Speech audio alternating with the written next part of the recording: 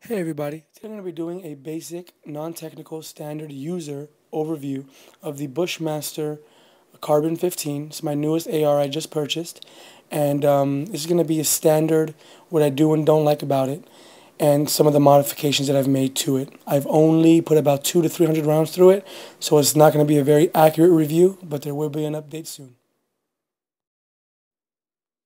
Alright, so this is it.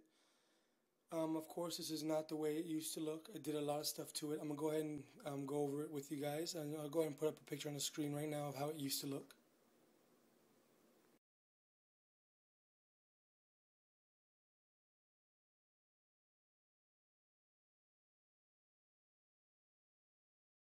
Alright, so how I did this was like in phases, I guess you could say. I figured buying the firearm stock and what it needed the most.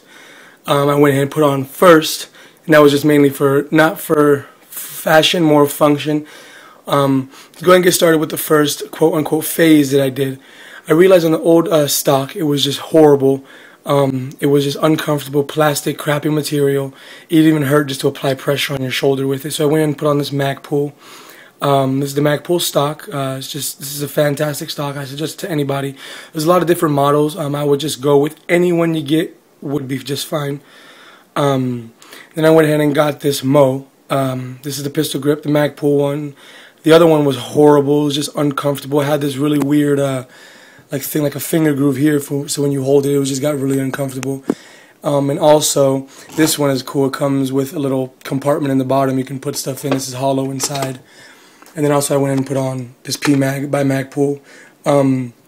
The one that came with it was one of the little crappy 10-round mags, the little metal one, so that one had to be changed out immediately. So as you can see, those were more for just function, to be more comfortable and stuff like that. Then the second thing I went ahead and did was added on these Magpul backup sights. They're the M-Bus Generation 2, Gen 2, and these ones were just amazing because when you buy the firearm, it doesn't come with iron sights or backup sights or anything like that at all. It just comes with one optic, which was not this one. We'll get to that later. So that's the second thing I did. I felt that was most important. Then I went ahead and put on this quad rail. As you can see, it's all covered up right now. But yeah, it's a Firefield quad rail. Very cheap on Amazon, but it's been working fantastic. Like I said earlier, I put about 200 to 300 rounds through this so far, and it just works fantastic.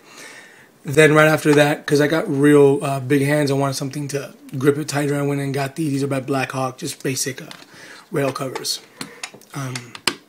Yeah, then after that, the next thing I did, I put on this angled foregrip because this was just, I needed it bad for my hand. I got, like I said, big hands, and the way this feels when you hold it is just flawless. If you could even do thumb over bore, you could do anything. So this is a fantastic addition. I suggest anybody to add.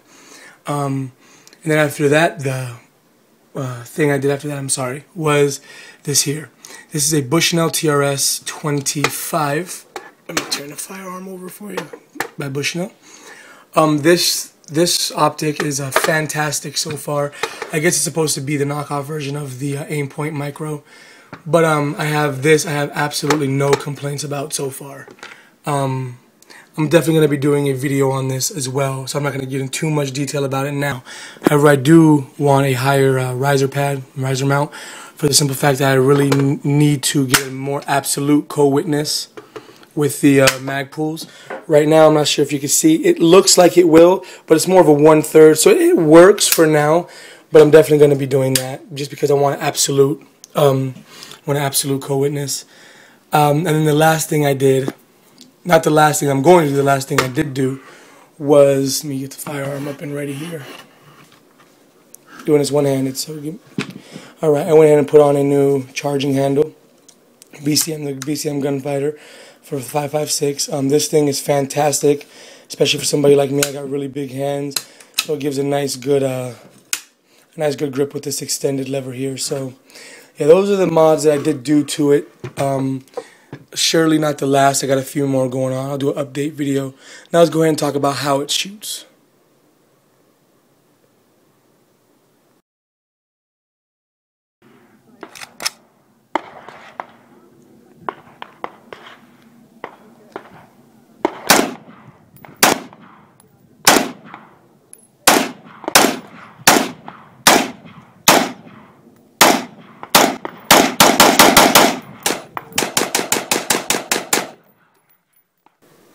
Alright, so now we're going to talk about the firearm, how it shoots, and the goods and bads that I think that the firearm has or what it came with.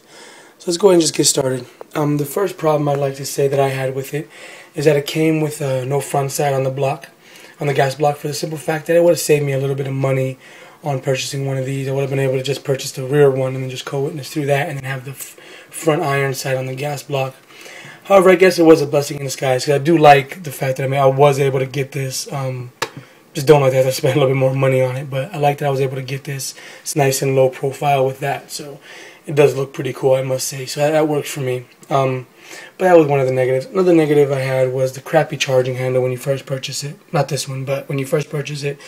But then again, that's just most ARs when you buy them.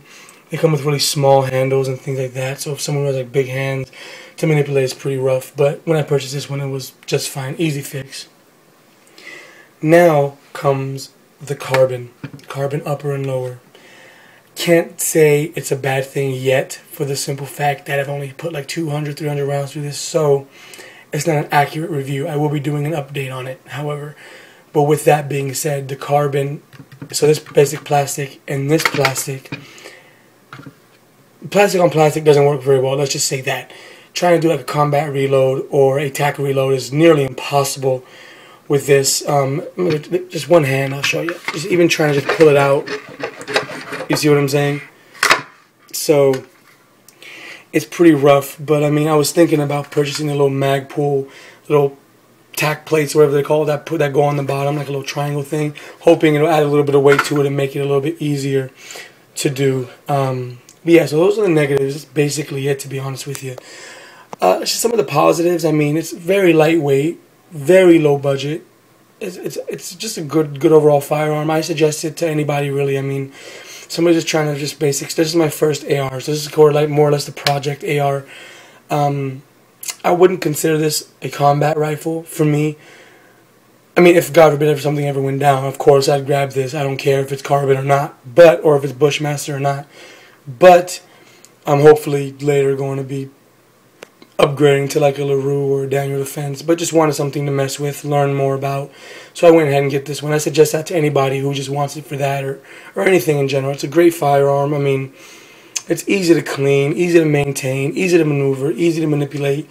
Great beginner's AR, and I mean, and it's damn good. I mean, metal or plastic or not, if this goes through, through anything, it will go through things. Let's put it that way. So yeah, so I mean, when I shot it, I mean, it was very smooth and not much recoil. I was worried because it's much lighter than like any other AR I've ever held because of the carbon material. So I was expecting to have a little bit of kick, but it was actually fairly decent, to be honest with you. I mean, I didn't have any complaints about that. Easy to maneuver. I mean, and then actually back to the negatives really fast. If I already told you guys earlier, but the stock of these were just not the business. But like I said, all the negatives are easy fix, except for the mag and the mag well being plastic on plastic. That's going to be a tough one to figure out. But I want the P-mag. I like the P-mag. Maybe it might fix if I get a metal one. But I just like the P-mag. It's solid, sturdy material. I mean, you can't go wrong with a Magpul P-mag, or Magpul anything for that matter. Yeah, so like I said, very good. Oh, one thing you guys should know, this is a pencil barrel. It's very thin. So it gets hot very, very fast, but in turn it cools off very fast. So, yeah, so I'm really excited. Also, I do have one more piece for this coming in the mail. I will not tell you guys what it is yet. It's going to be a surprise. Should be here within, hopefully, by the end of the month. Super excited for it. It's an addition, fashion and function it provides. So, kind of let you guys ponder on that. But yeah, it's going to be fantastic, and it's definitely going to set the rifle off completely.